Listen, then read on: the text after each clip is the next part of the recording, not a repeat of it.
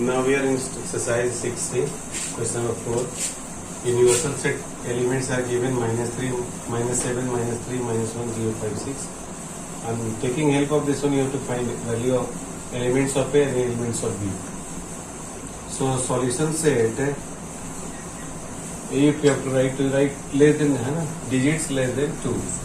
Less than 2 is 0, -1, -3 and 7.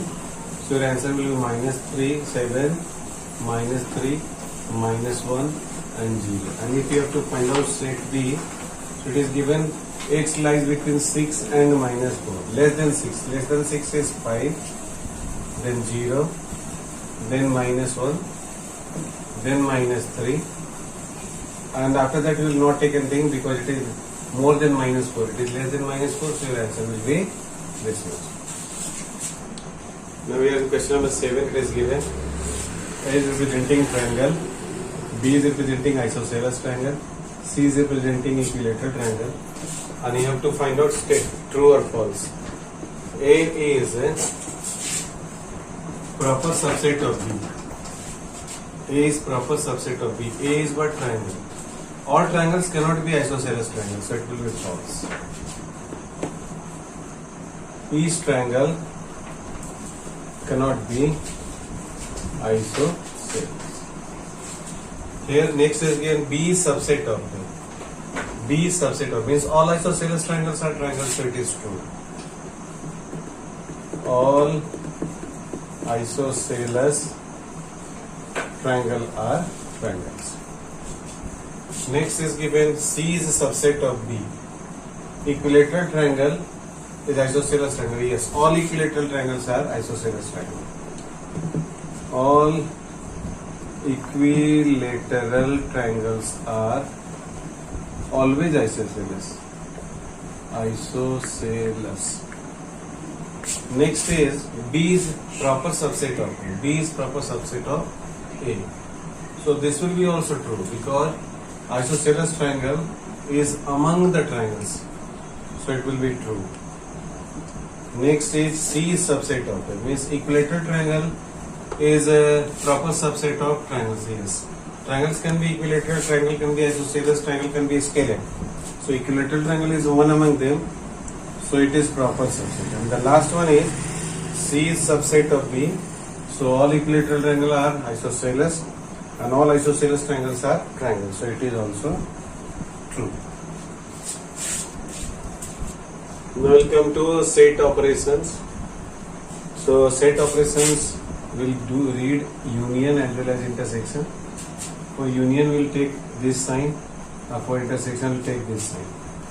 Consider set A is given 1, 2, 3, 4 and set B is given 3, 5, 7, 9.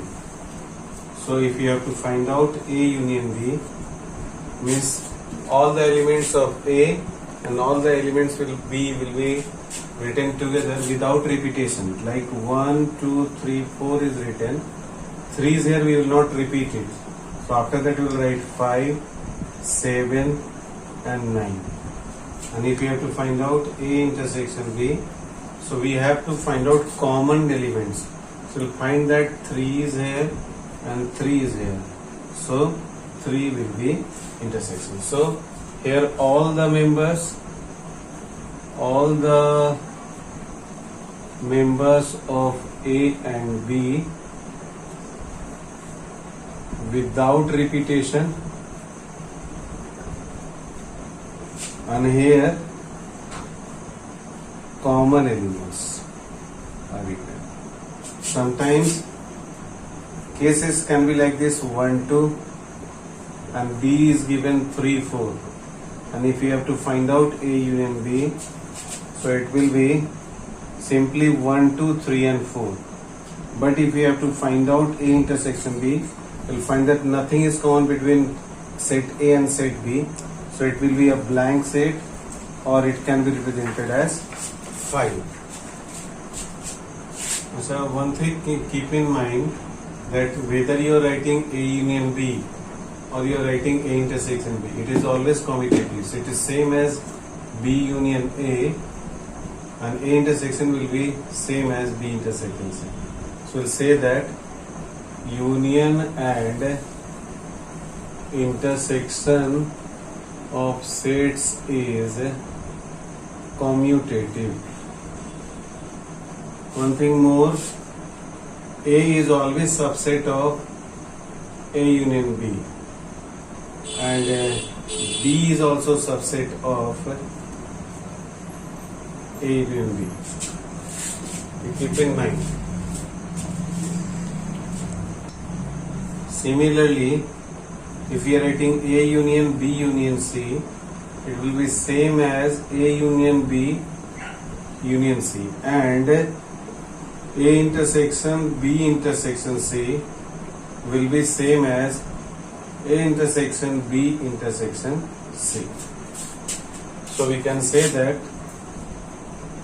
union and intersection are associative. If we are changing the order, the result remains the same.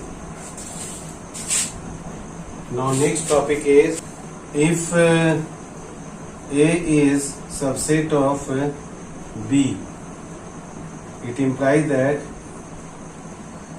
if A is subset of B, then A union B will be always B. I'm giving example. A is given 1, 2 and B is given 1, 2, 3, 4. And if you have to find out A union B, so it will be 1, 2, 3, 4 itself. And 1, 2, 3, 4 is representing B, so it is B. Similarly, if A is subset of B, then A intersection B is always A. See here in this case, if we have to find out A intersection B, so 1 and 2 is common to both. So it is 1, 2, so it is the smaller set. For a given universal set and a set A union complement of A dash is, complement of A will be universal set. Similarly, another set B is there, so B union B dash will be also a universal set. If A intersection A dash is to be calculated, so it will be 5, or B intersection B dash is to be calculated, it will be 5. Now we are in a new topic, difference of two sets. Consider set A is given 1, 2, 3, 4 and 5, and set B is given 3, 5, 7, 9 and 11. And if you have to find A minus B, then you have to write the members of A, elements of A which is not in set B. 1 is not in set B, so first element is this one. 2 is also not in set B, so 2 is second element. 3 is here also, so we cannot take. 4 is not here, so we will write 4. 5 is here, so we will like this. But if you have to find out subtraction of B from A from B, then you will write the element of B which is not in A. Element will belong to B but not belong to A. So 3 is in A, so cannot be. 5 is here, cannot be. 7 is not in A, so 7. 9 is not in A, so 9. And 11 is not in A, so it will be 11. This will be answer. So keep in mind, A minus B is never equal to B minus A. We know that A union B is equal to B union A. B union A. A intersection B is B intersection A. A union B union C is equal to A union B union C. Similarly, A intersection B intersection C is same as A intersection B intersection C. This is true, this is true, this is true, this is true, but this is not true. A minus B cannot be equal to B minus A. Next topic is distributive law, where we'll use combination of union as well as intersection. Intersection as well as union. So if A union B intersection C is there, so it will be represented as A union B, then this intersection sign, and then A union C. And if A intersection B union C is there, So it will be represented as A intersection B, and then this union sign, and this A intersection C. You have to follow these two laws while solving the sums of exercises